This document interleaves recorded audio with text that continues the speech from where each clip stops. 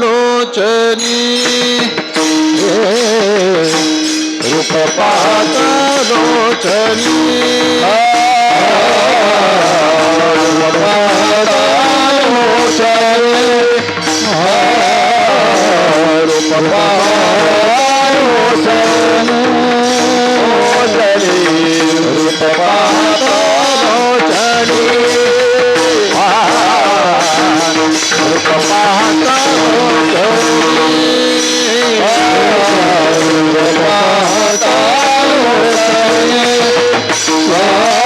रूप पाहत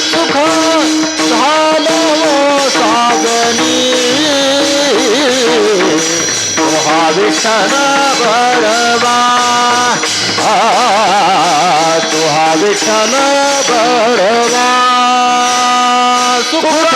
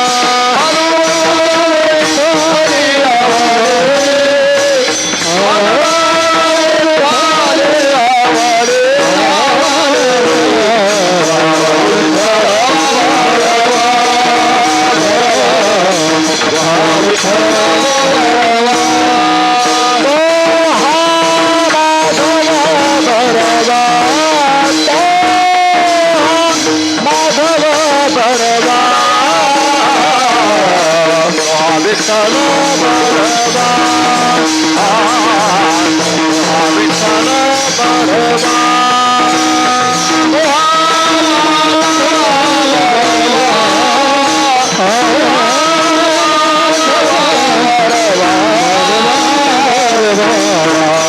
बळवान हा विठ्ठल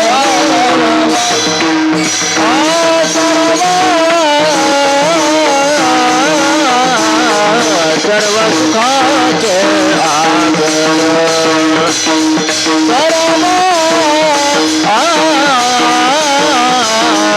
सर्व सुखाचे आगर हरी झुंजारते एक विष्णुदास जगी झुंजारते एक विष्णुदास जगी झुंजारते एक विष्णुदास जगी झुंजारते एक विष्णुदास जगी पाप पुण्य अंगिनाथ पाप पुण्य अंगिनाथ पाप पुण्य अंगिनाथ झुंजारते एक विष्णुदास जगी झुंजारते एक विष्णुदास जगी झुंजारते एक विष्णुदास जगी झुंजारते एक विष्णुदास जगी पाप पुण्य अंगिनाथ पाप पुण्य अंगिनाथ पाप पुण्य अंगिनाथ गोविंद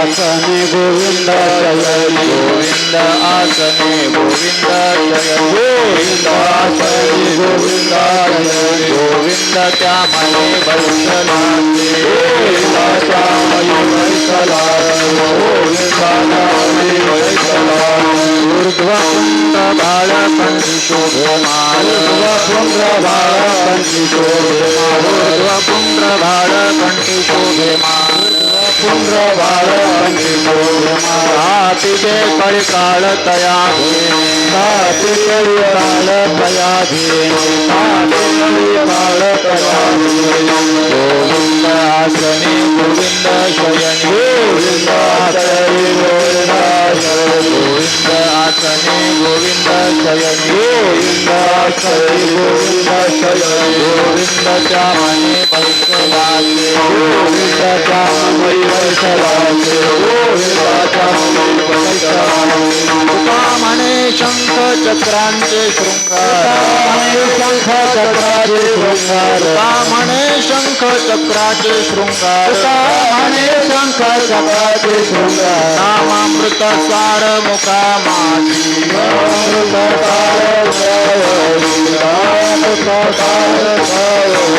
तुका म्हणे शंख चक्राचे शृंगार म्हणे शंख चक्राचे म्हणे शंख चक्राचे शृंगार म्हणे शंख चक्राचे नामामृत सार मुखा माझी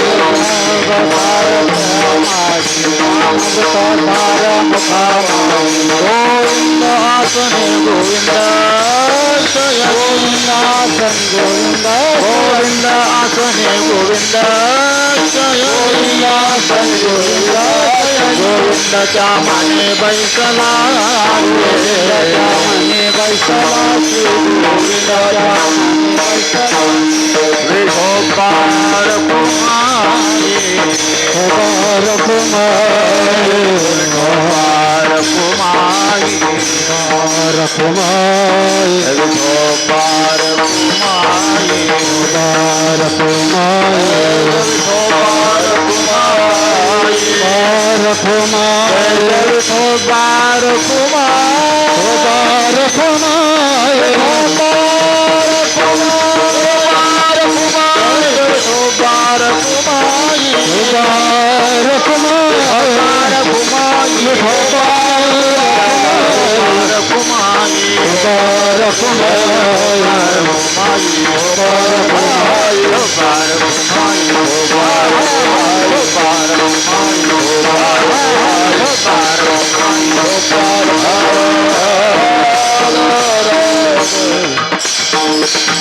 झुंजारते एक विष्णुदास जगी झुंजारते एक विष्णुदास जगी पाप पुण्यांगी नातळे त्या गोविंदासनी गोविंद शयनी गोविंद त्यामणे बैसलासे ऊर्ध्वपुंड्रभाळ कंठी शोभे माळ कापिजे कळिकाळ तया भेने गोविंदासनी गोविंद शयनी गोविंद त्यामणे बैसलासे तुका म्हणे शंख चक्रांचे शृंगार तुका म्हणे शंख चक्रांचे शृंगार नामामृतसार मुखा माझी गोविंदासनी गोविंद शयनी गोविंद त्यामणे बैसलासे पांडुरंगा करू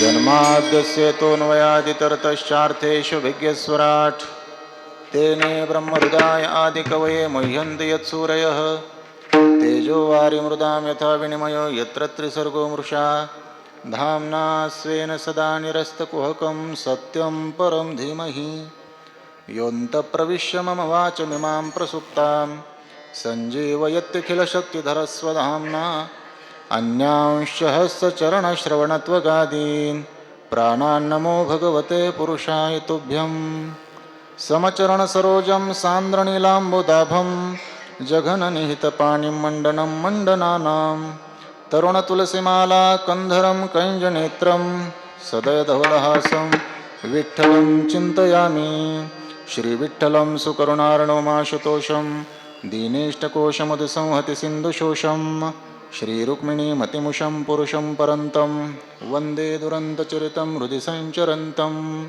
ॐ नमो ज्ञानेश्वरा करुणाकरा दयाळा तुमचा अनुग्रह लाधलो पावन झालो चराचरी नमो सद्गुरु तुकया ज्ञानदीपा नमो सद्गुरु सच्चिदानंद रूपा नमो सद्गुरु भक्त कल्याण मूर्ती नमो सद्गुरु भास्करा पूर्ण कीर्ती संपाद्य ज्ञानांच विधाय भक्तिं विलोकितो येन समाधिराजः वैराग्यवन्तं सुविचारयुक्तं नमामि जोगं शिरसा गुरुन्तं ध्येयं सदा परिभवग्नमभीष्टदोहं तीर्थास्पदं शिवविरञ्चिनुतं शरण्यं भृत्यार्तिहं प्रणतपालभवाब्धिपूतं वंदे महापुरुषते चरणारविंदम श्री संतांची या माता चरणावरी श्री संतांची या माता चरणावरी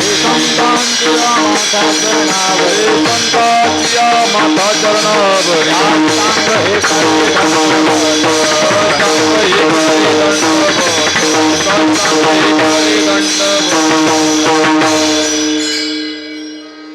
जयांचे केले स्मरण होय सकळ विद्यांचे अधिकरणतेचे वंदो श्रीचरण श्री गुरूंचे जयाचे निआठवे शब्दसृष्टी अंगवे सारस्वता घवे जिव्हेसिये वक्तृत्वा गोडपणे अमृता ते पारुखे म्हणे रस होते ओळंगणे अक्षरासी भावाचे अवतरण अवतरवती कुडते हाता चढे संपूर्ण तत्व विविध श्री गुरूंचे पायजे हृदय दिवसुने ठायतै एवढे भाग्य होय उन्मेषासी ते नमस्कारोनी आता झुंजारते एक विष्णुदास जगी झुंजारते एक विष्णुदास जगी पाप पुण्यांगी नातळे त्या गोविंदासनी गोविंद शयनी गोविंद त्यामणे बैसलासे.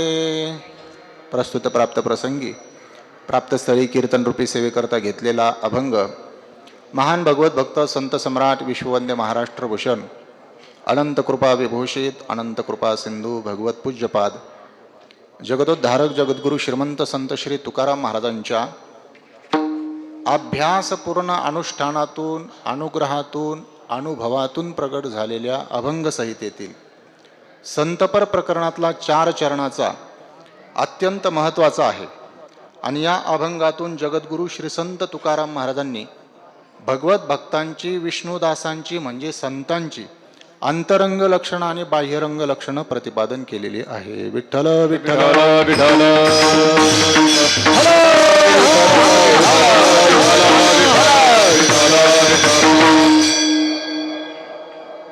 यथामते यथागती अभंगावरती आपल्याला चिंतन करायचं आहे, पण तत्पूर्वी प्रासंगिक परिहार देणं अनिवार्य आहे. या ठिकाणी आपली ही जी कीर्तनरूपी सेवा आहे ही कशाच्या निमित्ताने आहे हे आपल्याला वेगळं सांगण्याची गरज नाही, आवश्यकता नाही. गुरुनाम गुरु श्रीगुरु वैकुंठवासी बन्सी बाबांनी ज्या वारकऱ्यांना संस्कार लावण्याचं काम केलेलं आहे, या ठिकाणी भगवान श्री ज्ञानेश्वर महाराजांनी ज्ञानेश्वरीची रचना केलेली आहे, हे सुद्धा आपल्याला वेगळं सांगण्याची आवश्यकता नाही. आणि म्हणून अशा असणाऱ्या त्रिभुवनैक पवित्र अनादि पंचकोश क्षेत्र असं जे असणारं हे नेवासा ठिकाण आहे. आणि या नेवाशा ठिकाणामध्ये भगवान श्री ज्ञानेश्वर महाराजांनी श्रीमद भगवद्गीतेवरचा टीकाग्रंथ असणारा भावार्थ दीपिका नाम ज्ञानेश्वरी हा ग्रंथ पूर्ण केलेला आहे. आपण गुरुवर्य भाऊंच्या मुखातून नेहमी ऐकत असतो, ज्ञानोबारायांचं अवतार कार्य ज्या कामासाठी झालं, ज्ञानोबारायांचा अवतार ज्या कार्यासाठी झाला, ते मुख्य कार्य कुठं झालं असेल तर ते या ठिकाणी झालेलं आहे. आणि म्हणून त्रिभुवनैक पवित्र, त्रिभुवनामध्ये पवित्र असं असणारं हे क्षेत्र श्री क्षेत्र नेवासा. दुसरा एक भाव असा आहे, भगवान श्री विष्णूंचे अनेक अवतार झालेले आहेत. मग कुठं गर्ग संहितेमध्ये 6, संत मालिकेमध्ये 10 आणि श्रीमद भागवत पुराणामध्ये 24 अवताराचं वर्णन आलेलं आहे. असं जरी असलं तर भगवंताचे अनंत अवतार झालेले आहेत. अनंत अवतार घेसी भक्ताकारणे आपल्याला माहिती आहे. पण भगवान श्री विष्णूंनी काय केलं, ज्या वेळेला देव आणि दैत्य यांचं समुद्रमंथन चालू होतं आणि समुद्रमंथन करत असताना त्यामधून 14 रत्न निघाले की नाही. आणि मग त्या 14 रत्नापैकी अमृत सुद्धा त्या समुद्रमंथनातून निघालेलं आहे. ज्ञानोबारायांनी सांगितलेलं आहे, त्या अमृताचं वर्णन करत असताना केलेलं आहे की ते अमृत हे विषाचा सख्खा भाऊ आहे. बरोबर की नाही, आपल्याला माहिती असेल. ज्ञानोबाराय असं म्हणतात, हे काळकुटाचे सहोदर. सहोदर म्हणजे सख्खा भाऊ, एकाच उदरातून ज्यांचा जन्म झाला असे ते सहोदर. कोण? विष आणि अमृत. आपल्याला ते सांगायचं नाही. सांगायचं काय, ते अमृत त्या ठिकाणाहून निघालं आणि मग ते भगवान विष्णूंनी असं ठरवलं की हे सगळं अमृत देवतांना पाजायचंय, देवतांना ते प्रदान करायचंय, समर्पित करायचं, जेणेकरून ते अमर होतील. पण झालं काय, त्या ठिकाणी दैत्य सुद्धा होते. समुद्रमंथन करत असताना दैत्य आणि देवांचंच मिळून ते समुद्रमंथन केलं. आणि म्हणून तो अमृत कलश आहे, तो अमृत कलश दैत्य लोक घेऊन गेलेले आहेत. मग आता कोणत्या प्रकारे त्या दैत्याकडून तो अमृत कलश मागून घ्यायचा आणि मग तो देवतांना तो अमृत कलश द्यायचा, ते देवतांना अमृत पिण्यासाठी द्यायचं. मग याच्यासाठी भगवान श्री विष्णूंनी जो अवतार धारण केला, तो अवतार कोणता? मोहिनी राजाचा. वा. आणि मोहिनी राजांचा अवतार धारण केल्यानंतर अतिशय स्त्री रूपातला अवतार आहे. म्हणजे विश्वाला मोहिनी घालणारा तो अवतार, दैत्यांना मोहिनी घालणारा तो अवतार. आणि मग भगवान श्री विष्णूंनी तो अवतार धारण केला आणि अवतार घेतल्यानंतर तो अमृत कलश त्या दैत्याकडून मिळवला आणि ते अमृत देवतांना पाजलं. मग भगवान श्री विष्णूंनी ते अमृत ज्या स्थानावर देवतांना पाजलं, ते स्थान कोणतं आहे? मोहिनीराज म्हणजे श्री क्षेत्र नेवासा. आणि याच स्थानामध्ये भगवान श्री विष्णूंनी समुद्रमंथनातून निघालेलं अमृत कोणाला दिलेलं आहे? देवतांना दिलेलं आहे. मग त्याच भगवान श्री विष्णूंनी कलियुगामध्ये ज्ञानेश्वर महाराजांच्या रूपाने अवतार घेतला. बरोबर की नाही? महाविष्णूचा अवतार सखा माझा ज्ञानेश्वर, नाही का? जेने गीता उपदेशिली तेही विटेवरी माऊली, आणि तोचे अवतार धरी अलंकापुरी ज्ञानाबाई सुंदरी तारावया. प्रकट गुह्य बोले विश्व ब्रह्मची केले. पुढं काय?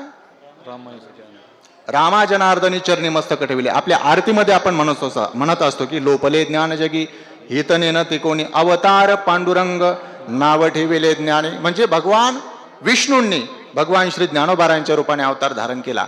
आणि मग ज्ञानोबारायांचा अवतार धारण केल्यानंतर जे खळांची व्यंकटी, म्हणजे लोकांना भक्तिमार्ग दाखवायचा आहे, ज्ञानमार्ग दाखवायचा आहे, पण त्या श्रीमद भगवद्गीतेवरती टीका करायची.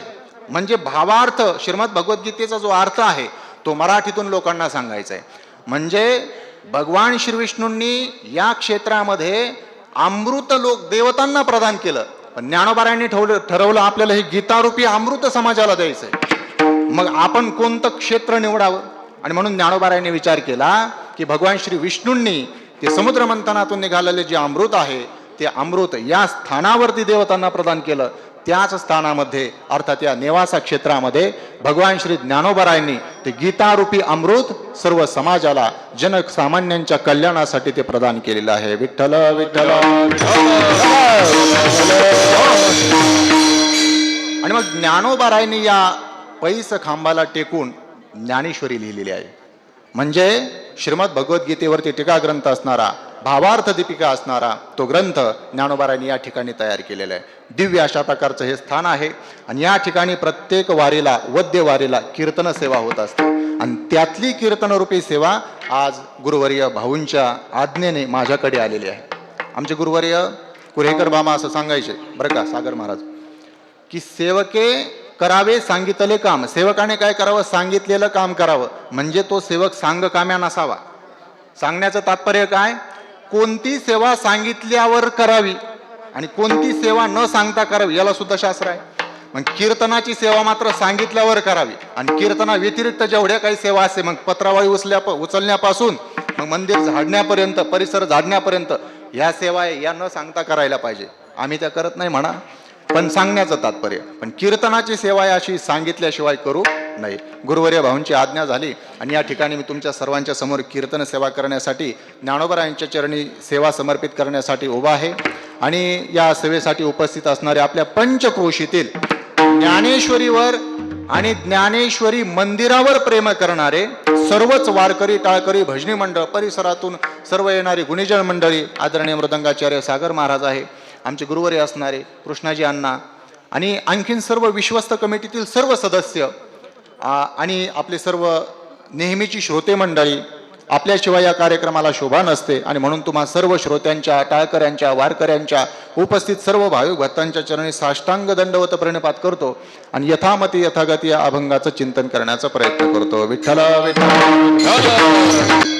सेवेसाठी घेतलेला अभंग जगद्गुरु श्री संत तुकाराम महाराजांचा आहे.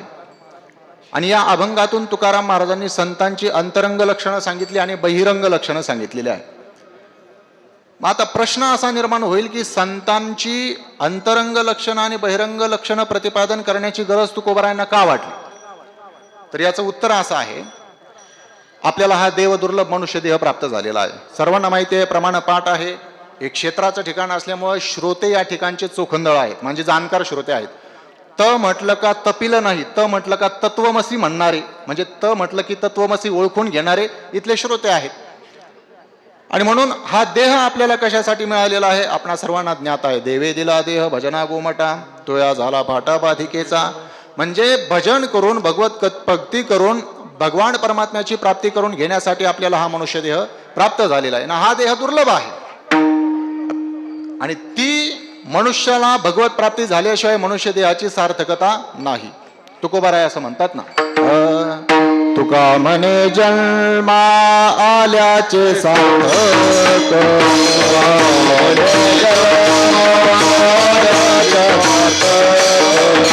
तुका म्हणे जन्मा आल्याचे सार्थक,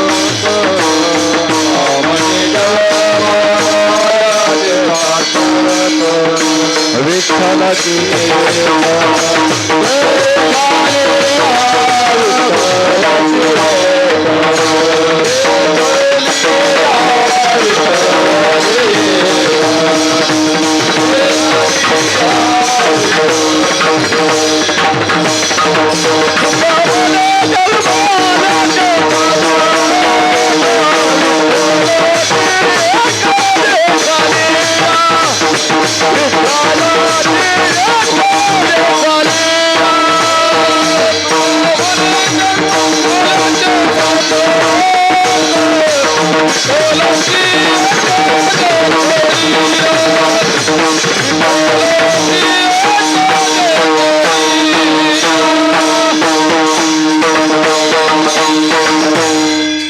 तुकाराम महाराज असं म्हणतात की तुका म्हणे जन्मा आल्याचे सार्थक, विठ्ठलाची एक देखील या. एकदा भगवत प्राप्ती झाली की मग या देहाची सार्थकता झाली, हा मनुष्य देह सफल झाला, तुकोबारा असं म्हणतात.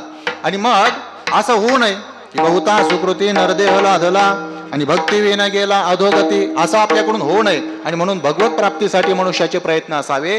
ती भगवत प्राप्ती, आत्मस्वरूप साक्षात्कार, भगवान परमात्म्याची प्राप्ती आपल्याला कोणाशिवाय होत नाही, संताशिवाय होत नाही. आणि असं वेद सुद्धा ग्वाही देतात, संताविना प्राप्ती नाही, ऐसे वेद जात देते ग्वाही. संत दर्शनी हा लाभ, पद्मनाभ जोडीला, संत दर्शनी हा लाभ, संत दर्शनी हा लाभ. संताशिवाय ती भगवत प्राप्ती, परमात्म्याची प्राप्ती आपल्याला होत नाही. म्हणून जगद्गुरु तुकोबरायांना असं वाटलं की ते संत सामान्य समाजाला ओळखायला यावेत, म्हणून तुकोबरायांनी संतांची अंतरंग लक्षणं सुद्धा सांगितलेली आहे आणि बहिरंग लक्षणं सुद्धा सांगितलेली आहे. बघा, परमार्थामध्ये अंतरंगाला जास्त महत्व आहे, बहिरंगापेक्षा अंतरंगाला जास्त महत्व आहे, कृतीपेक्षा वृत्तीला महत्व आहे, अलग लक्षामध्ये. आणि म्हणून आपण असा प्रश्न निर्माण करू शकतो, तुकोबरायांनी जर परमार्थामध्ये जर अंतकरणाला जास्त महत्व असेल, अंतरंगाला जर जास्त महत्व असेल, तर मग तुकोबरायांनी फक्त अंतरंग लक्षणं सांगायला पाहिजे होते, बहिरंग लक्षणं कशाला सांगत बसली तुकोबराय. तर याचं उत्तर असं आहे, आपण सगळे सामान्य लोक आहेत, तुम्ही नसाल पण मी तर नक्कीच सामान्य आहे. आणि आपल्यासारख्या पामरांना, सामान्यांना संतांची लक्षणं, अंतरंग लक्षणं कळणार नाही. मला असं वाटतं जोपर्यंत बंशी बाबा हयात होते तोपर्यंत कित्येक लोकांना त्यांचा महिमा कळाला नसेल, बरोबर की नाही. म्हणजे जोपर्यंत संत आपल्यामध्ये असतात तोपर्यंत त्यांचा कदाचित आपल्याला महिमा कळत नाही, अंतरंग लक्षणं आपल्याला कळत नाही. म्हणून संत महात्मे बहिरंग लक्षणं सुद्धा सांगत असतात. एक उदाहरण सांगतो आपल्याला.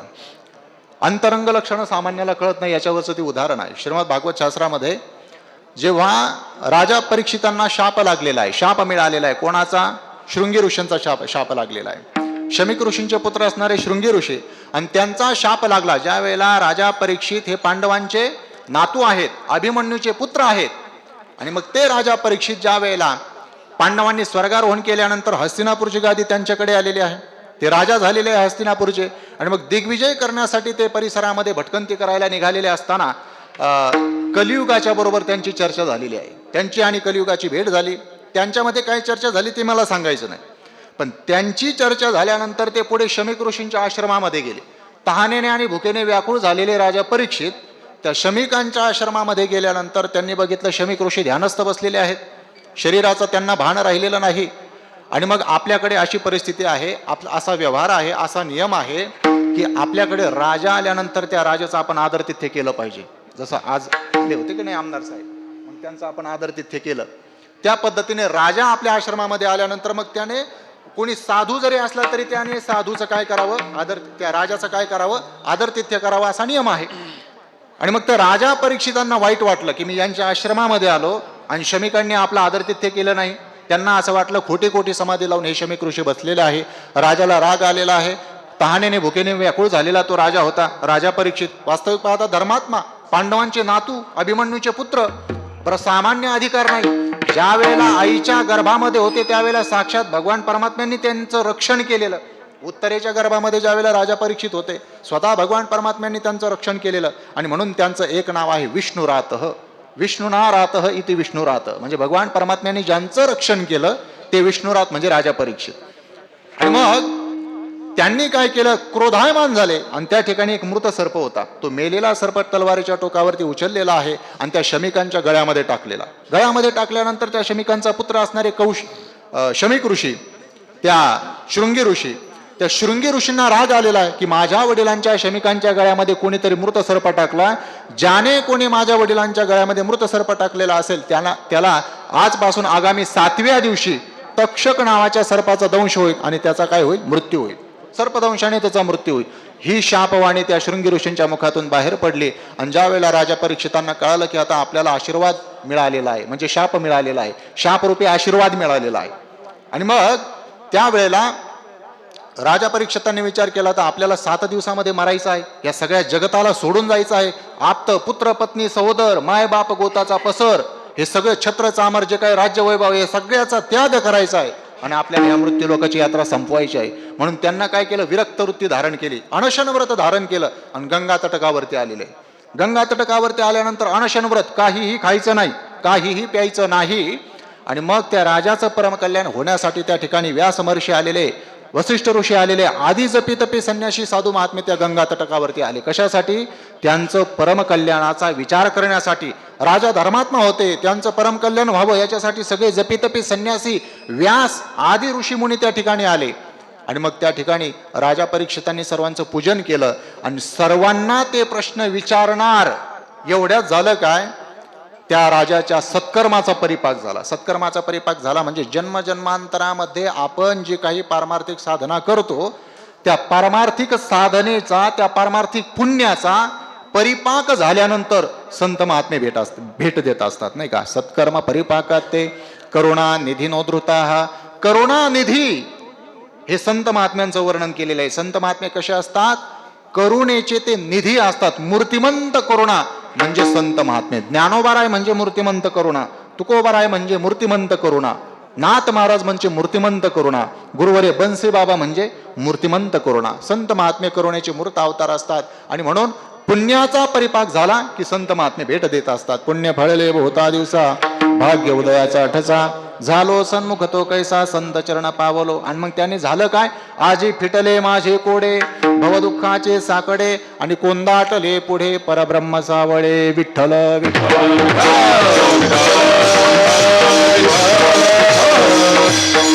मग त्या पद्धतीने राजा परीक्षितांच्या सत्कर्माचा परिपाक झाला आणि कर्म धर्म संयोगाने त्या ठिकाणी कोण आलं? तत्राभवत भगवान व्यास पुत्र, यदृच्छया गामट मानोनपेक्षः, अलक्षलिंगो निजलाभतुष्टो, वृतश्च बालैरवधूत वेशः. तत्राभवत भगवान व्यासपुत्रो, व्यासपुत्र असणारे, व्यासांना आनंद देणारे व्यासनंदन भगवान श्री शुकदेव महाराज त्या ठिकाणी आले. त्या शुकदेवांचं वर्णन करत असताना सूतजींनी केलेलं आहे. तत्राभवत भगवान व्यासपुत्रो, नाही का. यदृच्छया गामटमानोनपेक्षा, यदृच्छया गामटमानः म्हणजे स्वेच्छेने या पृथ्वी तलावरती विचरण करतात ते कोण? शुकदेवजी महाराज. आपल्याकडे आपण असं ऐकलेलं आहे, साधू फिरता आणि गंगा बहते. त्या पद्धतीने शुकदेवजी महाराज एका जागेवर जास्त वेळ थांबत नाही.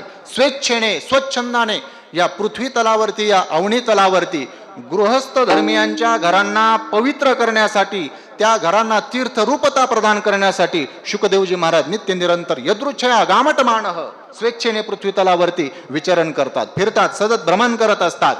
अनपेक्षः कुठल्याही प्रकारच्या अंतकरणामध्ये इच्छा नाही, निरपेक्ष स्थितीला त्यांचं अंतकरण झालेलं आहे. अजून काय लक्षणं सांगितलेली आहेत शुकदेवजींची? अलक्षलिंगो निजलाभतुष्टो. अलक्षलिंग वर्णाश्रमाचं कुठलंही चिन्ह त्यांच्या अंगावरती नाही. निजलाभतुष्ट आत्मस्वरूप साक्षात्काराने ते संतुष्ट आहे, निजलाभाने परिपूर्ण आहे, आत्माराम आप्तकाम झालेले शुकदेवजी महाराज. वृतश्च बालैरवधूत वेशः, अवधूत वेश आहे त्यांचा. अवधूत वेश म्हणजे दिगंबर अवस्था, अंगावरती कुठल्याही प्रकारचं वस्त्र नाही. तम द्वेष्ट वर्षम सुकुमार पादम द्विअष्ट वर्षम म्हणजे 8 आणि 8 16, द्विअष्ट 8 आणि 8 16, 16 वर्ष त्यांचं वय आहे. सुकुमार पादम चित्ताकर्षण सौंदर्य आहे कोणाचं? शुकदेवजी महाराजांचं. हे सगळी लक्षणं कोणाचे? शुकदेवजी महाराजांचे. आणि मग अशा शुकदेवजी महाराजांचं त्या ठिकाणी आगमन झाल्यानंतर ज्यांना त्या शुकदेवजी महाराजांचे अंतरंग लक्षण कळालंय, हा आत्माराम आप्तकाम पूर्ण काम झालेला महात्मा आहे, आत्मालाभाने संतुष्ट असणारे शुकदेवजी महाराज आहे, हे ज्यांना कळालं, असे जपी तपी संन्यासी जेवढे काही साधू महाराज होते, साधू मुनी होते, ते सगळे त्यांचं आदरातिथ्य करण्यासाठी, त्यांचा सन्मान करण्यासाठी, त्यांना दंडवत प्रणाम करण्यासाठी ते उठून उभे राहिलेले आहे.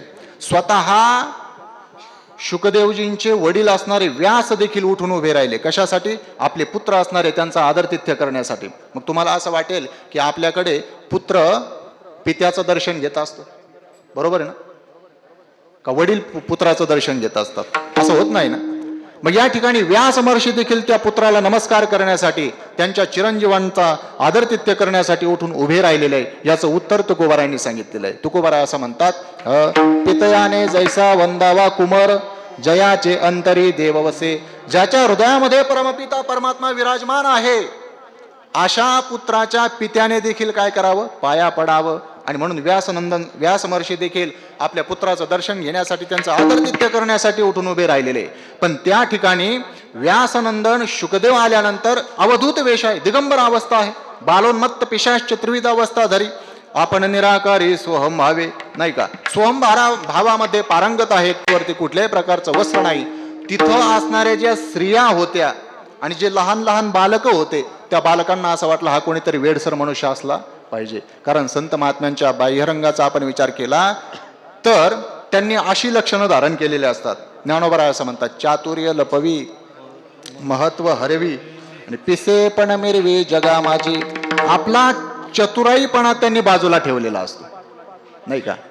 चातुर्य लपवी, महत्व हरवी आणि पिसेपण मिरवी जगा माझी.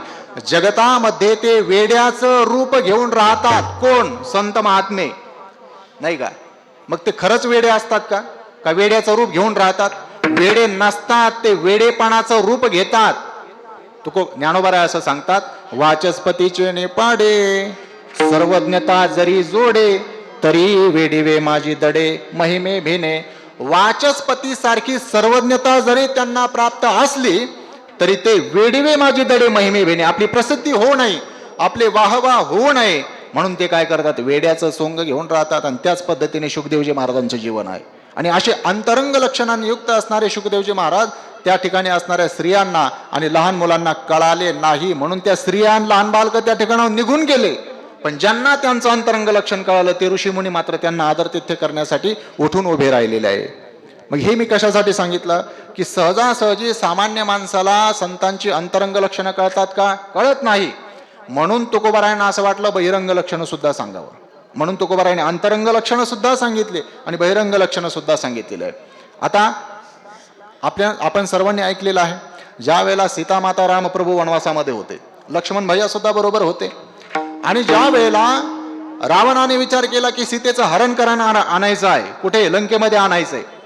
आणि मग रावणाने एक योजना केलेली आहे. त्यांचा मामा असणारा मारीच, त्या मारीचाला सांगितलं तू सुवर्ण हरणाचं रूप धारण कर आणि ज्या ठिकाणी राम लक्ष्मण सीता आहे त्या ठिकाणी तू जा, त्यांच्या आश्रमामध्ये जा. आणि मग तू काय करायचं, रामाला भुलवून आश्रमापासून बाजूला घेऊन जायचं आणि मग ती संधी साधून मी काय करेल, सीतेचं हरण करून काय करेल, लंकेमध्ये घेऊन येईल. आणि मग अशी सगळी योजना झाल्यानंतर मारीचाने हरिणाचं रूप घेतलेलं आहे. ज्या ठिकाणी राम लक्ष्मण सीता आहे त्या ठिकाणी हरिण आल्या, तो मारीच आला हरिणाच्या रूपामध्ये आणि सामान्य हरिण नाही, सुवर्ण हरणाचं रूप घेतलेलं आहे त्याने. आणि मग रावणाने सुद्धा खऱ्या वेशामध्ये रावण आला नाही, कोणाच्या वेशामध्ये आला तर तो आहे साधूच्या वेशामध्ये आला. मग मला सांगा, रावण अंतकरणाने साधू होता का केवळ बाह्य वेशाने साधू होता? बाह्य वेशाने साधू होता. आणि अंतकरणाने साधू असणारे लक्ष्मण भैया सीता मातेला कळाले का? नाही कळाले. आमचे गुरुवर्य अनुष्ठान श्रेष्ठ श्री गुरु साहेबरावजी महाराज कांगुणे गीत रामायण अतिशय गोड गायचे. आणि त्यांनी एक आम्हाला असा अनुभव सांगितला, भाऊसाहेब महाराज वरोलीकर आळंदीचे, त्यांना नारायण मास्तर असं म्हणायचे, संस्थेमध्ये ते शिक्षक होते आणि त्यांना गीत रामायण खूप आवडायचं. आणि इथं बसलेल्यापैकी अनेक लोकांनी श्री गुरु साहेबरावजी महाराज कांगुणे यांचं कीर्तन ऐकलेलं असेल, त्यांचा आवाज आपल्या लक्षात आला असेल, किती अतिशय गोड आवाज, सुंदर भजन. आणि मग ते भाऊसाहेब वरोलीकरांना ते सगळं गीत रामायण म्हणून दाखवायचे. देवगडला ज्या वेळेला बाबा असायचे विद्यार्थी अवस्थेमध्ये आणि मग त्यावेळेला भाऊसाहेबांना त्या व्हीलचेअरवरती बसवायचे, भाऊसाहेबांना, नारायण मास्तरांना, आणि मग ते सर्व परिसर फिरवायचे गुरुवर्य कांगुणे महाराज. आणि मग त्यांना ते भाऊसाहेब असं म्हणायचे की तू मला गीत रामायण म्हणून दाखव, विठ्ठल विठ्ठल.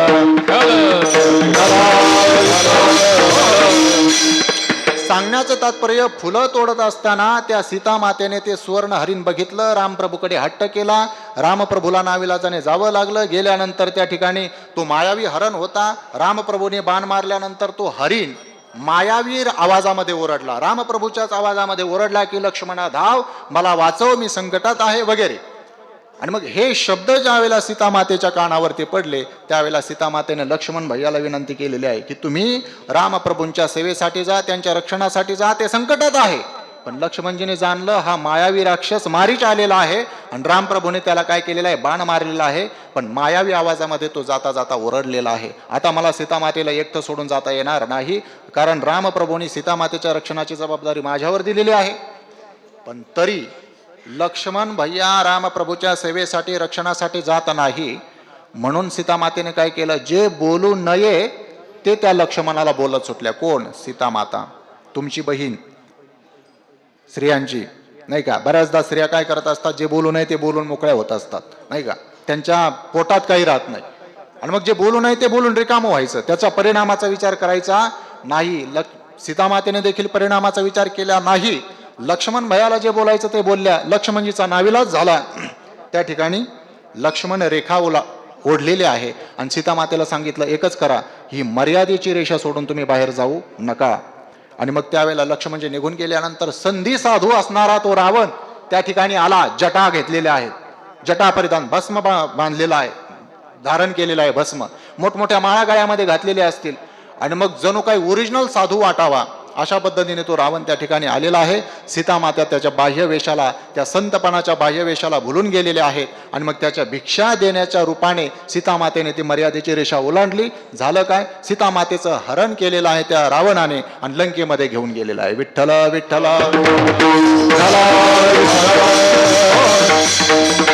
हे मी आपल्याला का सांगितलं, टाइमपास म्हणून सांगितलं का? संतांची अंतरंग लक्षणं कळत नाही कोणाला, सामान्य जीवाला. अखंड भगवान श्रीरामचंद्र प्रभूंच्या सेवेत राहणारी सीतामाता, तिला लक्ष्मणजीचं अंतकरण कळालेलं नाही, लक्ष्मणजीचं पवित्र अंतकरण कळालं नाही. मग त्या ठिकाणी आपल्यासारख्या सामान्य जीवाला संतांचं अंतरंग कळेल का? कळणार नाही. बाह्यरंग लक्षणाला सामान्य मनुष्य भुलत असतो, म्हणून रावणाला बहिरंग लक्षण धारण करून संतपणाचा वेश घेऊन आला तो रावण आणि सीतामातेचा त्या ठिकाणी घात झालेला आहे. 6 महिने भगवान श्रीरामचंद्र प्रभूंच्या चरणकमलांना सीतामातेला मुकावं लागलं आणि म्हणून तुकोबारायांनी विचार केला, एक अभंग आहे तुकोबारायांचा आणि त्याच्यामध्ये तुकोबारायांनी भल्या भल्यांना संतत्वाच्या कसोटीमध्ये नापास केलेला आहे बरं का. ऐका, संत अंतरंग लक्षणाने युक्त असतात आणि सांप्रदायिकतेनुसार बहिरंग लक्षणं सुद्धा संतांनी धारण केलेले असतात. आपल्या वारकऱ्याची साधना काय आहे? गळ्यामध्ये तुळशीची माळ घालावी, शुभ्र असा प्रकारचा पोशाख असावा, डोक्यावरती टोपी असावी, नाही का. फडकरी लोक फेटा वगैरे घालतात. मग असा बहिरंग लक्षण आपल्या वारकरी संप्रदायामध्ये आहे. गळ्यामध्ये तुळशी माळ, गंध, कपाळाला गंध, कानाला गंध, शंखचक्रांचे शृंगार वगैरे, हा सगळा बाह्य लक्षणं आपल्या वारकरी संप्रदायामध्ये आहे. पण जे बहिरंग लक्षणाने युक्त असतात ते संतच असतात असं नाही. तुकोबारांनी एक 8 चरणाचा अभंग याच्यासाठी खर्च केलेला आहे आणि चांगल्या चांगल्या लोकांना याच्यामध्ये नापास केलेला आहे. तुकोबारा असं म्हणतात, नव्हती ते संत करिता कवित्व, संतांचे ते आप्त नव्हते संत. संत जे कवित्व करतात, कवित्व म्हणजे अभंग रचना, कविता, मग जे कविता करतात, जे अभंग करतात ते संत असतात का? या उलट विचार केला तर संत कवित्व करतात, अभंग रचना करतात. ज्ञानोबारायांनी अभंग रचना केली, तुकोबारायांनी अभंग रचना केली, आधी सगळ्याच संतांनी अभंग रचना केली, कवित्व केलं. पण जे कवित्व करतात ते संतच असतात असं नाही. कवित्व करतात ते संतच असतात असं जर लक्षण आपण संतांचं केलं तर आता हल्ली किती लोक कविता करतात आणि काय काय कविता करतात, फालतू कविता करतात, बिभत्स कविता करतात. त्या लोकांकडे हे संतपणाचं लक्षण जाईल. पण तुकोबाराय म्हणतात, नव्हते ते संत करिता कवित्व, संतांचे ते आप्त नव्हती संत. संतांचे जे आप्त आहे, आप्तेष्ट म्हणजे पुत्र पत्नी सहोदर, संतांची मुलं संतच असतील असं नाही. कीर्तनकाराचा मुलगा कीर्तनकारच असेल असं नाही. एखाद्या दारुड्याचा मुलगा कीर्तनकार होऊ शकतो, पण कीर्तनकाराचा मुलगा कीर्तनकारच असेल असं नाही. सांगण्याचं तात्पर्य, संतांचे ते आप्त नव्हती संत, येथे नाही वेश सरत आडनाव, निवडे घावडाव घ्यावा तेथे. काही लोक काय असतात, वेशाचे संत असतात, म्हणजे संतांचा फक्त त्यांनी पोशाख परिधान केलेला असतो, मात्र अंतकरणाने ते संत नसतात. आणि काही लोक केवळ आडनावाचे संत असतात, नाही का. काही लोकांचं आडनाव असतं संत, पण ते अंतकरणाने संत असतात का? नाही, अंतकरणाने ते संत नसतात. तुकोबाराय असं म्हणतात की नव्हती ते संत, येथे नाही वेश सरत आडनाव, निवडे घावडाव व्हावा अंगे, नाही का. नव्हती ते संत धरिता भोपळा, करीती वाकळा प्रावरणासे. हातामध्ये भोपळा घेतला आणि केवळ वैराग्य दाखवलं म्हणजे तो संत झाला का? जगद्गुरु तुकोबारायांच्या काळामध्ये कोणीतरी साधू महात्मा असेल असा, हातामध्ये भोपळा घेतलेला असेल, अंगावरती गोधड्या पांघरलेल्या असतील आणि संतपणाचा दांभिकपणा मिरवत असेल. म्हणून तुकोबाराय हे म्हटले की नव्हती ते संत धरिता भोपाळा करती वाकळा कावरणासी. म्हणून तुकोबाराय असं बोललेलं आहे. पुढं तुकोबाराय असं म्हणतात की नव्हते ते संत करिता कीर्तन, नाही का, जे लोक कीर्तन करतात ते संतच असतात असं नाही. संत कीर्तन करतात. संत कीर्तन करतात की नाही? करतात. संत कीर्तन करतात, पण जे कीर्तन करतात ते संतच असतात असं नाही. नव्हती ते संत करिता कीर्तन सांगता पुराणे नव्हते संत. आता कीर्तनाच्या बाबतीत जर बोलायचं झालं, अलीकडे कीर्तनकाराचं पेवच फुटलेलं आहे. अगदी बाल कीर्तनकार. आता हे टाळकरी बाल वारकरी मुलं उभे आहेत. आता यांचं हे वय कीर्तन करायचं आहे की शिक्षण घ्यायचं आहे, मला तुम्ही सांगा. शिक्षण घ्यायचं वय आहे, आणि या वयामध्ये जर त्यांनी कीर्तन करायला त्यांची वृत्ती बहिर्मुख झाली तर त्यांचं अधपतन झाल्याशिवाय राहणार नाही. ते अभ्यासापासून आणि अध्यात्मापासून दूर गेल्याशिवाय राहणार नाही. विठ्ठल विठ्ठल. म्हणून ते बाल कीर्तनकार. आपण असं कधी ऐकलं का बाल डॉक्टर? अण्णा, आपण असं ऐकलं का कधी बाल डॉक्टर, बाल आणखीन काय, बाल इंजिनियर, बाल वकील, असं आपण ऐकलेलं नाही. पण हा बाल कीर्तनकार कुठून आणलेला? ही संप्रदायाला संप्रदायात घुसलेली ही विकृती आहे. म्हणून अगोदर अभ्यास करावा, संत वाङ्मयाचा अभ्यास करावा, ब्रह्मनिष्ठ कृपाळू श्रोत्रिय अशा सद्गुरूंच्या चरणकमलाजवळ सद्गुरूंची सेवा करावी, साधना करावी, संत वाङ्मयाची सेवा करावी, आणि मग त्यांची आज्ञा झाल्यानंतर हरिभजन ये धवळले जग या न्यायाने संत वाङ्मयाचा प्रचार प्रसार करण्यासाठी कीर्तन हे माध्यम निवडावं.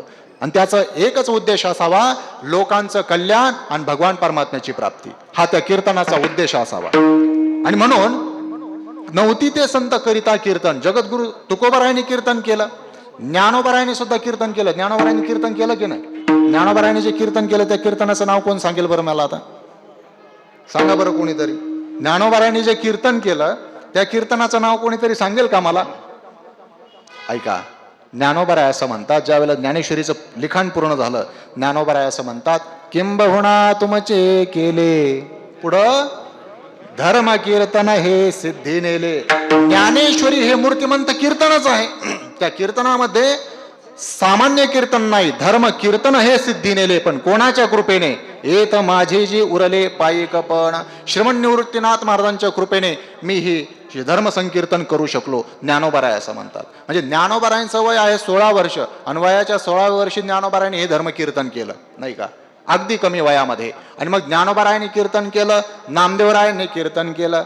नामदेवरायांच्या कीर्तनाचा महिमा आपण बघा, अनेक कीर्तनातून ऐकलेला आहे. नामदेव कीर्तन करी पुढे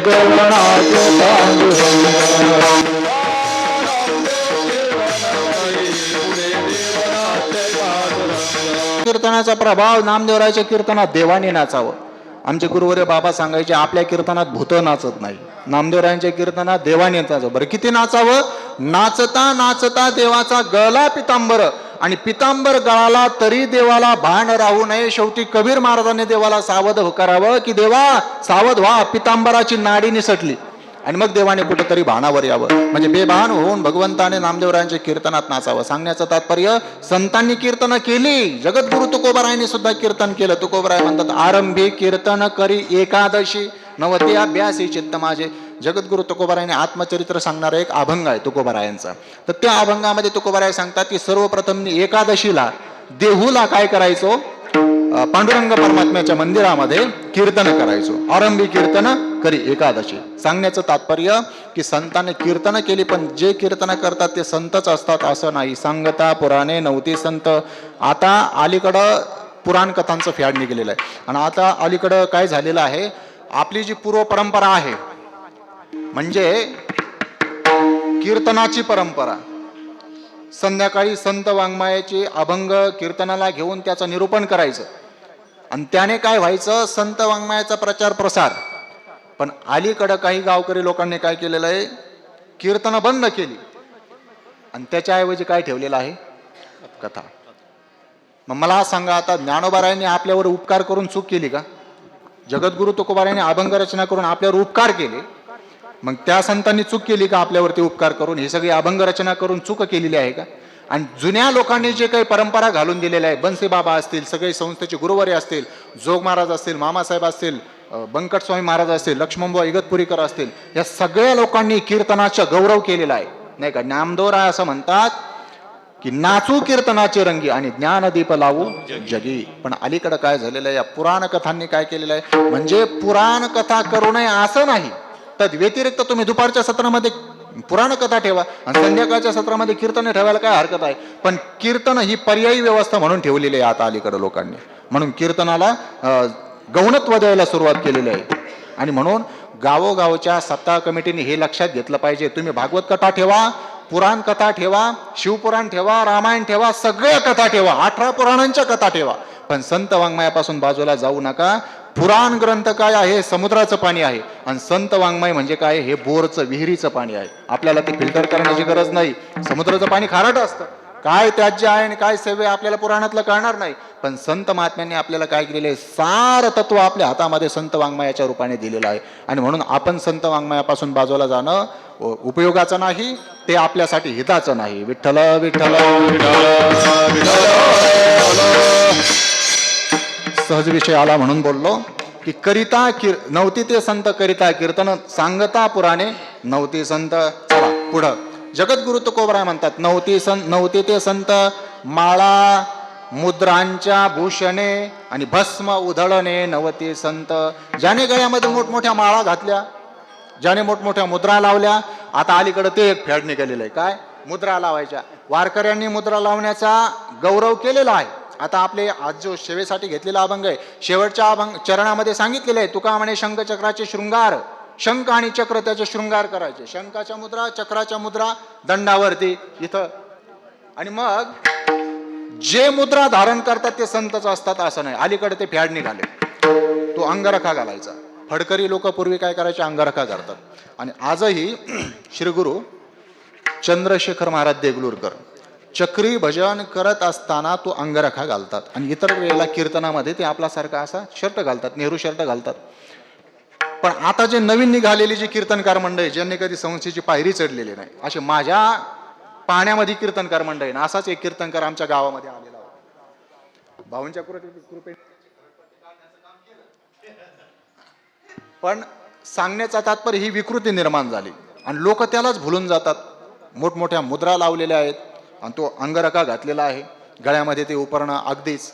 म्हणजे सांगण्याचं तात्पर्य बाह्य वेशाला सामान्य समाज साठी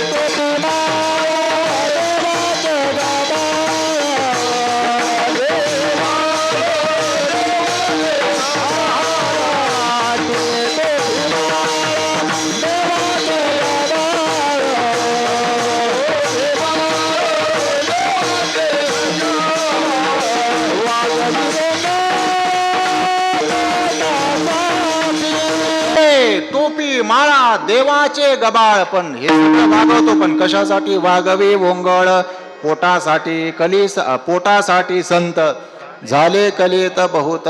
सांगण्याचं तात्पर्य सगळ्या बहिरंग लक्षणाने युक्त ते साधूच असतात असं नाही. तुकोबारायांनी आपल्याला या अभंगामध्ये सगळं सांगितलं. बहिरंगावरती जाऊ नका म्हणून तुकोबारायांनी काय केलं, अंतरंग सुद्धा लक्षणं सांगितले आणि बहिरंग सुद्धा लक्षणं सांगितले. कशासाठी, सामान्य लोकांना संतांची ओळख व्हावी, त्यांना संतांचं सानिध्य प्राप्त व्हावं. म्हणून लक्षणं प्रमाणाभ्याम वस्तुसिद्धी नाही प्रतिज्ञा मात्रेन वस्तुसिद्धी. लक्षणावरून आणि प्रमाणावरून वस्तूची सिद्धी होत असते, केवळ प्रतिज्ञा करून वस्तूची सिद्धी होत नाही.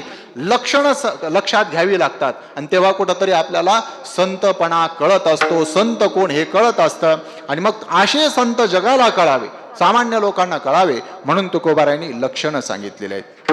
आणि मग ज्या परमात्म्याची प्राप्ती जे संत करून देतात, संताशिवाय परमात्म्याची प्राप्ती होत नाही. आणि म्हणून परमात्म्याची प्राप्ती बलहीनाला सुद्धा होत नाही, ज्याच्याकडे बळ नाही.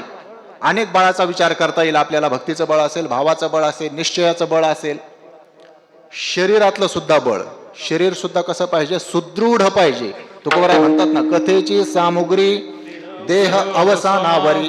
कथा कीर्तन करायचं असेल तर देहामध्ये अवसान पाहिजे.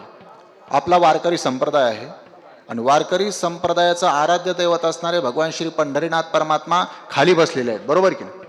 बसलेले आहे की नाही? नाही बसलेले का? कमरेवरती हात देऊन उभे आहेत पांडुरंग परमात्मा. आणि म्हणून आपल्या वारकरी संप्रदायातली काकडा साधना असेल, गाथा भजनाची साधना असेल आणि कीर्तनाची साधना असेल, ही बसून नाही, ही कशी आहे? उभा राहून आहे. कारण का? आपला आराध्य दैवत असणारे पांडुरंग परमात्मा उभे आहे, म्हणून आपल्याला ती साधना उभा राहून करावी लागते. आणि मग उभा राहायचं म्हटल्यानंतर वय झाल्यानंतर आपल्याला उभा राहून कीर्तन करता येईल का? अजूनही ज्ञानोबारायांच्या मंदिरामध्ये जर आळंदीला आपण विचार केला, अशी काही कीर्तनकार मंडळी होऊन गेली, शरीरामध्ये उभा राहण्याचा त्राण नाही, पण कीर्तन तर करायचंय.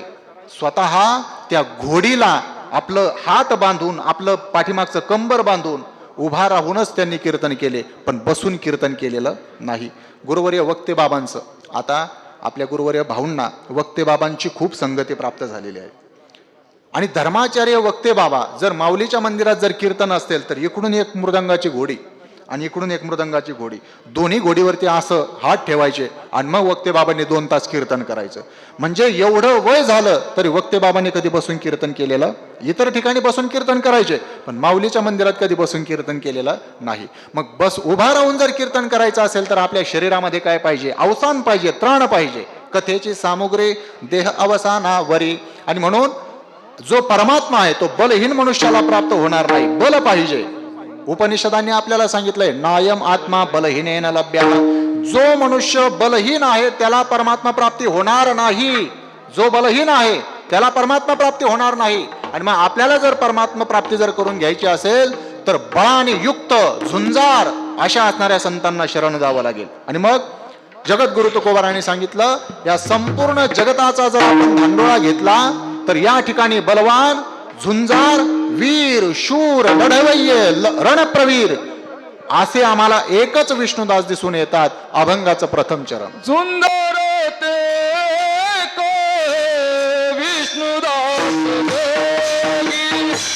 झुंजार ते को विष्णुदास देवी. झुंजार ते को विष्णुदास जागे. झुंजार ते को विष्णुदास जागे.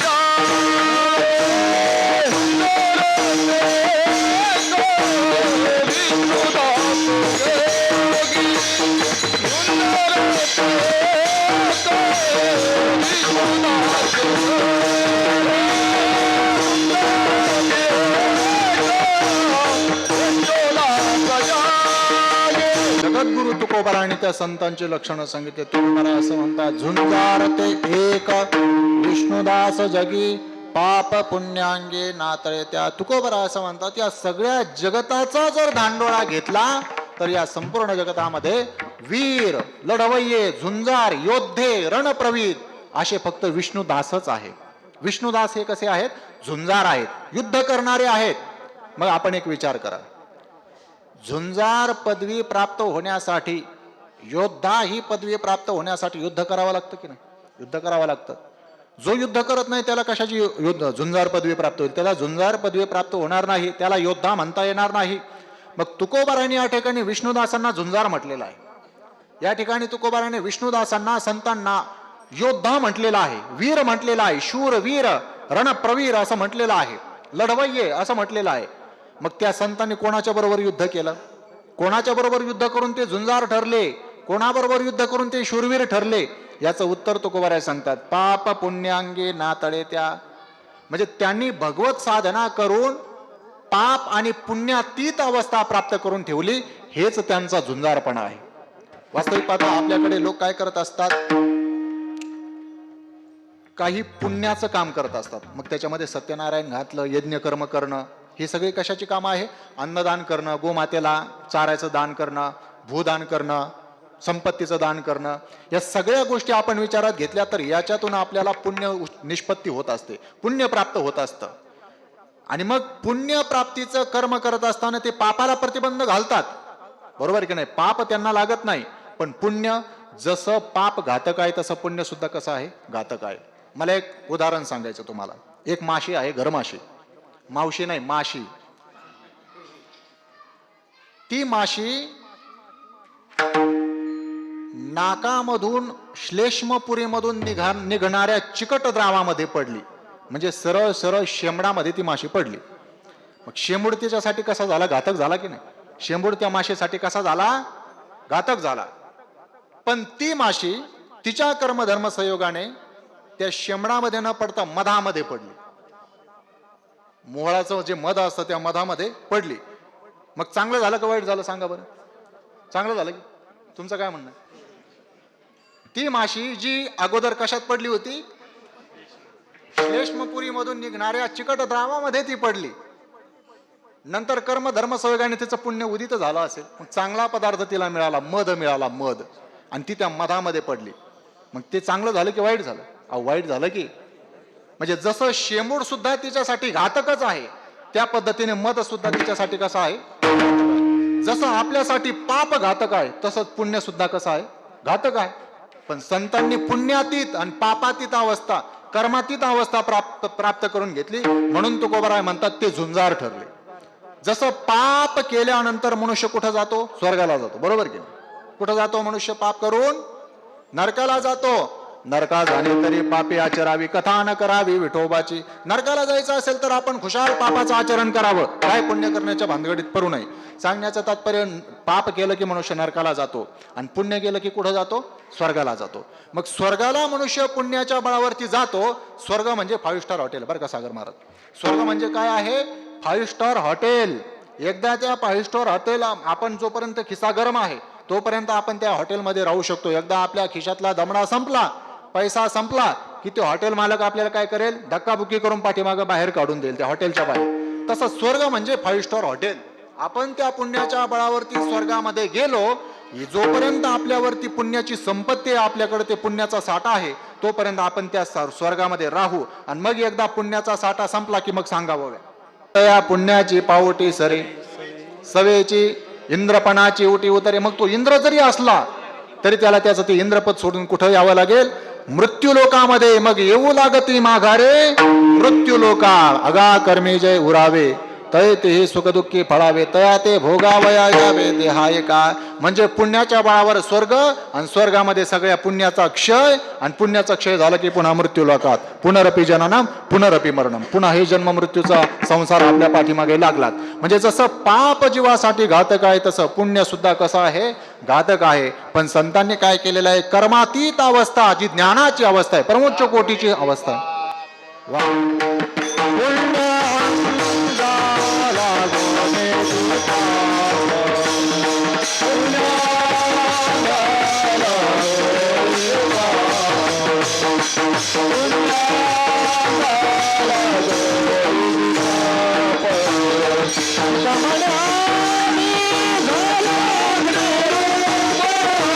म्हणतात आपण जेवढं उंच गाऊ तेवढे आपले पाप दिगंतरी जात असतात.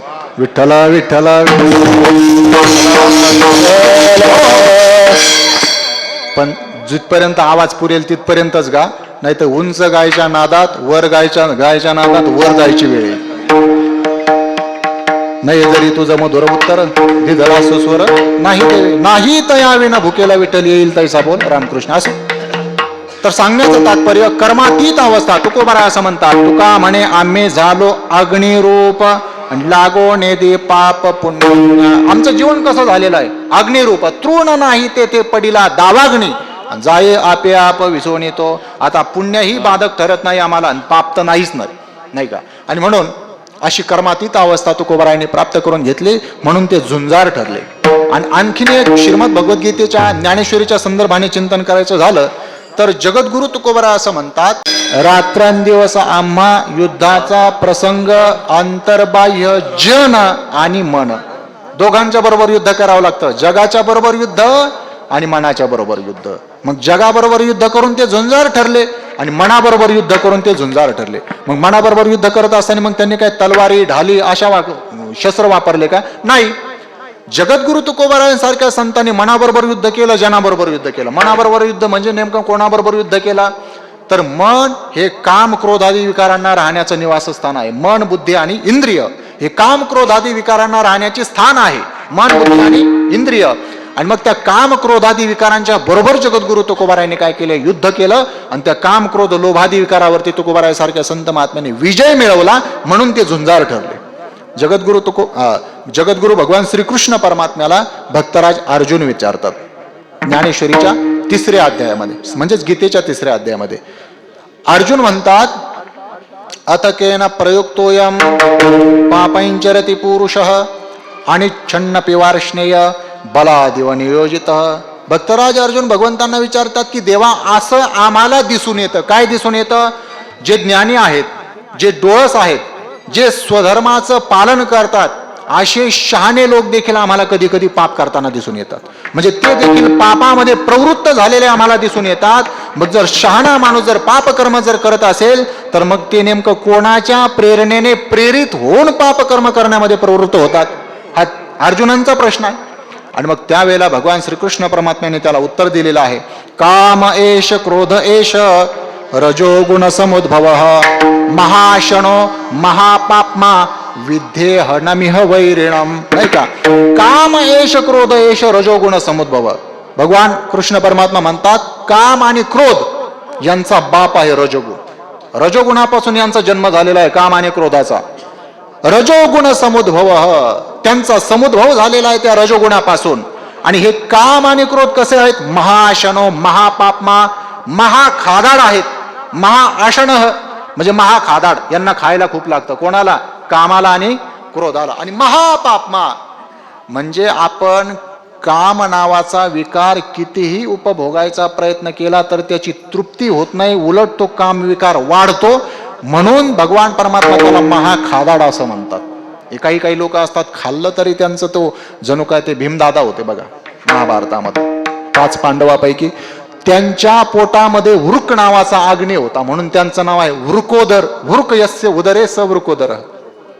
आणि मग तो वृकोदर नावाचा जो अग्नी होता, भीमदादाने कितीही खाल्लं तर ते सगळं अन्न अगदी क्षणामध्ये पचवण्याची ताकद त्या अग्नीमध्ये असते. आणि तो अग्नी भीमदादांच्या पोटामध्ये, म्हणून भीमदादांना खूप खायला लागायचं तरी त्यांची भूक भागत नसायची. त्या पद्धतीने हा काम आहे. त्याला कितीही उपभोगायचा प्रयत्न केला पण काम नावाचा विकार पूर्ण होत नाही. तो अतृप्तच राहतो आणि पुन्हा भोगी काम वाढी. नाही का? कितीही भोगण्याचा प्रयत्न केला तर काम नावाचा विकार कमी होत नाही, वृद्धिंगत होत राहतो. म्हणून भगवान परमात्म्याने त्याला महाअशनः आणि पुढे म्हटलेलं आहे महापाप्मा. हे काम आणि क्रोध अतिशय पापी आहे. ज्ञानोबारायाने त्याचं गुढ आपल्याला वर्णन करून सांगितलेलं आहे ज्ञानेश्वरीमध्ये. ज्ञानोबाराय असं म्हणतात, हे काम क्रोध पाही जया ते कृपेचे साठवण नाही, हे कृतांताच्या ठाई माने जते. नाही का? गुरुवर्य साबळे महाराज या ठिकाणी बसलेले आहेत.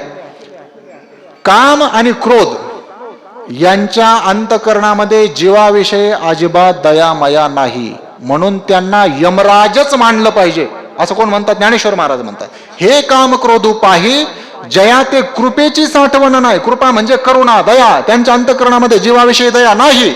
जसं त्या यमराजाच्या अंतकरणामध्ये जीवाविषयी दयामाया काहीच नसते. तुकोबाराय म्हणतात ना, नाही त्या यमासी करुणा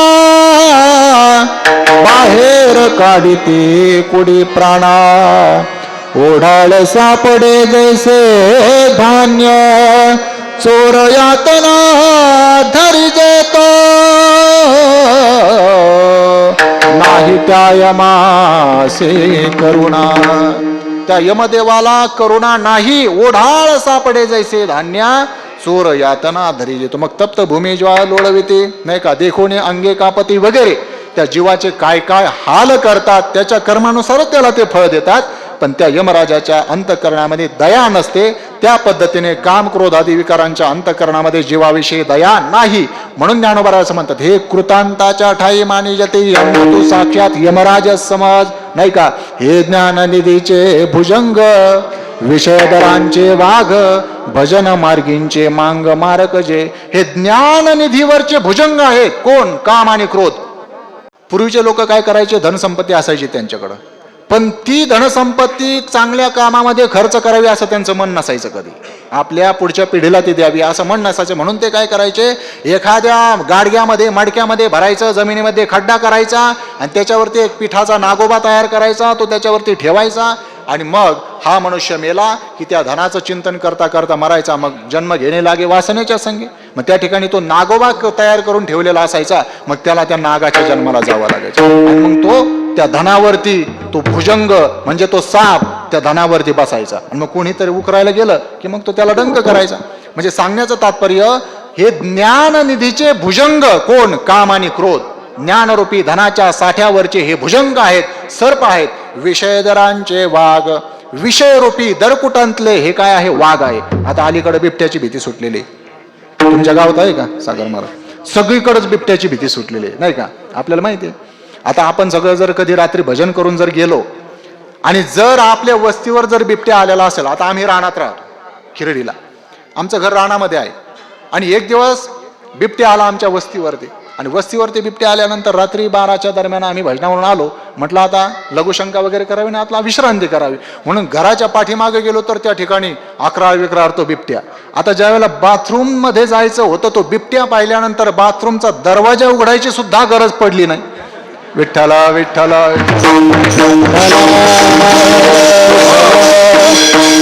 म्हणजे आपल्या लक्षात आला असेल, माझा श्वेतांबर होता म्हणजे धोतर होतं, श्वेतांबर, श्वेतांबराचा पितांबर झाला. विठ्ठला विठ्ठला म्हणजे सांगण्याचं तात्पर्य वाघाची मोठी भीती आहे. समोर दिसला तरी थरकाप होतो माणसाचा नाही का. मग हे काम क्रोध हे देखील वाघ आहे. पण कुठले वाघ आहे? विषयदरांचे वाघ, भजन मार्गींचे मांग मारक जे. जर एखादा मनुष्य भजन मार्गाला जर लागला, दिंडीला जायला लागला, हरिपाठाला जायला लागला, तर हे काम क्रोध त्याला काय करतात, मारेकऱ्याचं काम करतात, त्याला मारायचं काम करतात. म्हणजे भजन मार्गींचे मांग मारक जे नाही का. या कामक्रोधांनी काय काय केलेलं आहे, ज्ञानोबा असं म्हणतात, मृत्यूची या नगरी नाही का, मृत्यूरूपी नगर आहे आणि त्या मृत्यूरूपी नगरामध्ये या कामक्रोधाचा चांगला वट आहे. एखादं गाव असतं आणि त्या गावामध्ये एखाद्या माणसाचा चांगला वट असतो, रुबाबदार माणूस असतो, तो त्याचा चांगला वट असतो, त्याने सांगावं आणि सगळ्या गावाने ऐकावं. आता तसली लोक आपल्याला पाहायला भेटत नाही, पण पूर्वीच्या काळी ते लोक असायचे, त्यांनी आज्ञा करावी सगळ्या गावाने ऐकावी. म्हणजे रुबाबदार माणूस वट असायचा त्याच्या गावामध्ये. तसं या कामक्रोधात देखील मृत्यूरूपी नगरामध्ये चांगल्या पद्धतीचा वट आहे. कशामुळे? हे जीविताचे वैरी मनवनिया हे वैरी आहेत आणि या वैऱ्यांच्या बरोबर तुकोबारायांनी काय केलेलं, युद्ध केलेलं आहे का. मग या कामक्रोधाने अजून काय केलं, साध्वी शांती नागविले नाही का, माया मांगी शृंगारिली आणि ती करवी विटाळविली साधुरुंदे. ही अतिशय महत्वाची ओवी आहे.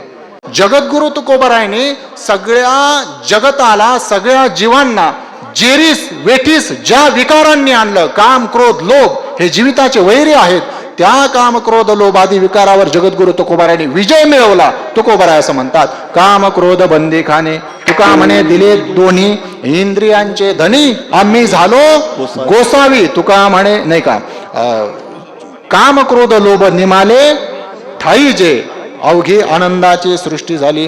काम आणि क्रोध हे नाहीसे होऊन गेलेलं आमचं अंतकरण पवित्र पाप पुण्यातीत आम्ही झालेलो आहोत.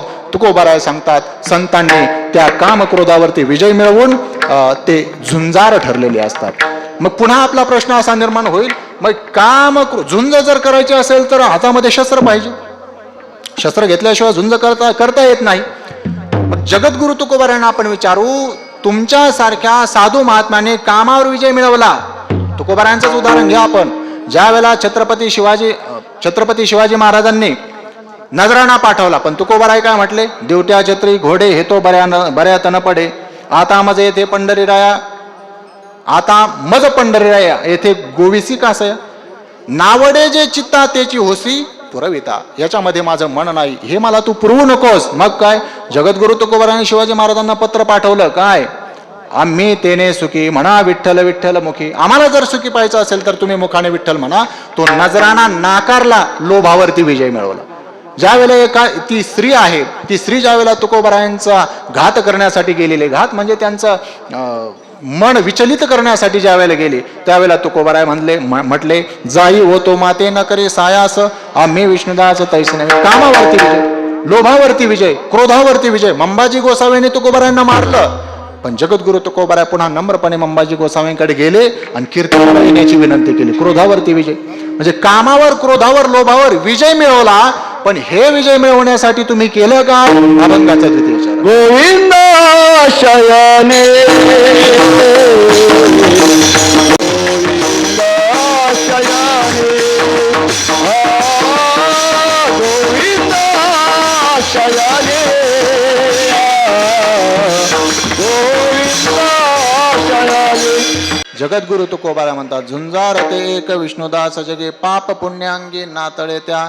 कर्मातीत अवस्था, पाप पुण्यातीत अवस्था संत महात्म्यांनी प्राप्त करून घेतलेली असते, म्हणून ते झुंजार ठरतात. योद्धे आहे, शूरवीर आहेत. मग हे झुंजार ठरण्यासाठी, झुंजार ही पदवी प्राप्त करण्यासाठी, किंबहुना कर्मातीत अवस्था प्राप्त करून घेण्यासाठी, पाप पुण्यातीत होण्यासाठी त्यांनी केलं काय? तुकोबाराय सांगतात, गोविंदासने गोविंद शयने गोविंद त्या मने बैसलासे. नामानीच त्यांनी, भगवन नामानीच त्यांनी ही अवस्था प्राप्त करून घेतलेली आहे. तिसऱ्या चरणामध्ये तुकोबाराय बहिरंग लक्षण सांगतात. ऊर्ध्व पुंड्र भाळ, कंठी शोभे माळ, कापी जे कळी काळ तया भेणे. नाही का? ऊर्ध्व पुंड्र, कपाळाला ऊर्ध्व पुंड्र आहे, गळ्यामध्ये तुळशीची माळ, आणि त्या योगाने कापी जे कळी काळ तया भेणे. नामस्मरणामुळे कापी जे कळी काळ तया भेणे. नाही का? आणि शेवटच्या चरणामध्ये तुकोबाराय असं सांगतात, तुका म्हणे शंख चक्रांचे शृंगार, नामामृत सार मुखा माझी. शंख चक्रांचे शृंगार ते करत असतात, आणि भगवान परमात्म्याचे जे सार असणार, सर्व साधनांचं सार असणार नाम, ते नाम सदा सर्व काळ ते मुखाने घेत असतात, आणि म्हणून ते झुंजार ठरलेले आहे. तुका म्हणे शंख चक्रांचे शृंगार, नामामृत सार मुखा माझी. सार असणार नाम अमृत ते सदा सर्व काळ प्राशन करत असतात, म्हणून त्यांना कर्मातीत अवस्था, पाप पुण्यातीत अवस्था प्राप्त झाली, आणि म्हणून ते झुंजार ठरले. यथामते यथागते या अभंगाचं थोडंसं चिंतन करण्याचा प्रयत्न केला. गुरुवर्य भाऊंच्या आज्ञेने ही सेवा माझ्याकडे आलेली आहे. त्यानुसार ही सेवा भगवान श्री ज्ञानोबारायांच्या चरणी, भगवान श्री पंढरीनाथ परमात्म्याच्या चरणी, स्वानंद सुखनिवासी सद्गुरू श्री जोग महाराज जगद्गुरू श्री तुकोबाराय, गुरुवर्य बन्सी बाबा आणि आपणा सर्व साधू संतांच्या चरणी झालेली ही वाक्पुष्पांजली समर्पित करतो आणि माझ्या वाणीला विराम देतो. ज्ञानेश्वर